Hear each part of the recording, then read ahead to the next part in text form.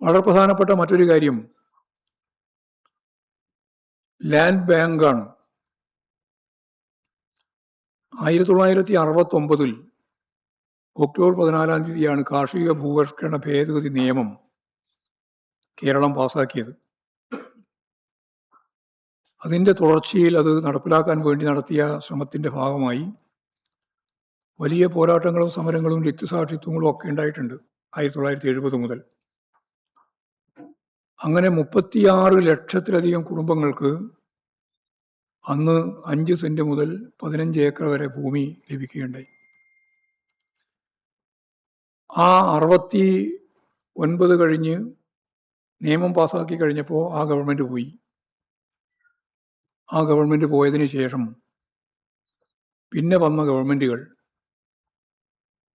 കാർഷിക ഭൂപരിഷ്കരണ ഭേദഗതി നിയമത്തിൻ്റെ കൃത്യമായ ആനുകൂല്യങ്ങൾ, ഭൂമി ഉൾപ്പെടെ, നേരത്തെ പറഞ്ഞ കുടികിടപ്പൊക്കെയാണ് കിട്ടിയത്.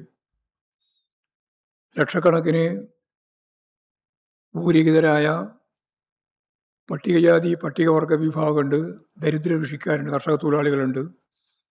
ഇവർക്കെല്ലാം ഭൂമി കിട്ടേണ്ടതാണ്. ആ ഭൂമി യഥാർത്ഥത്തിൽ ഇടതുപക്ഷ മുന്നണി ഗവൺമെൻറ് മാറി അധികാരത്തിൽ വന്ന ഗവൺമെൻറ് ഇഷ്ടദാനം ഉൾപ്പെടെയുള്ള വിവിധ പേരുകളിൽ മിച്ചഭൂമി ഇല്ലാതാക്കാനും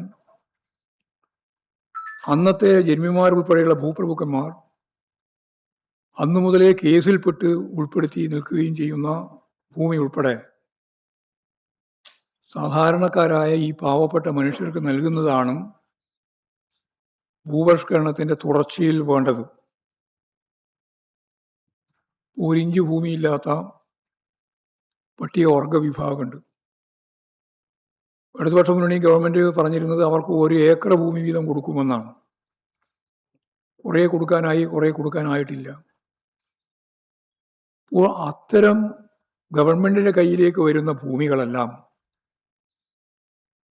ഇവിടെ ഈ പട്ടികജാതി പട്ടികവർഗം ഉൾപ്പെടെ, പ്രത്യേകിച്ച് പട്ടികവർഗം, ഗോത്ര വിഭാഗം, ഒരു തരി ഭൂമിയില്ലാത്ത ഈ പാവപ്പെട്ട മനുഷ്യർക്ക് കൃഷിക്ക് വേണ്ടിയും അതുപോലെ വീട് വെക്കാനും വേണ്ടി മിനിമം 1 ഏക്കർ ഭൂമിയെങ്കിലും നൽകണം എന്ന ഈ കേരളത്തിൻ്റെ ആവശ്യം പൂർണ്ണമായും ഇല്ലായ്മ ചെയ്ത് ഭൂപരിഷ്കരണം 2.0 എന്ന പേരിൽ ഇവിടെ കോർപ്പറേറ്റുകൾക്ക് ഭൂമി നൽകാനുള്ള കുൽസിത ശ്രമമാണ് നടത്തിക്കൊണ്ടിരിക്കുന്നത് എന്ന് സ്വകാര്യവൽക്കരണത്തിൻ്റെ ഭാഗമായിട്ട് അതിനെയും നമുക്ക് കാണാൻ കഴിയും.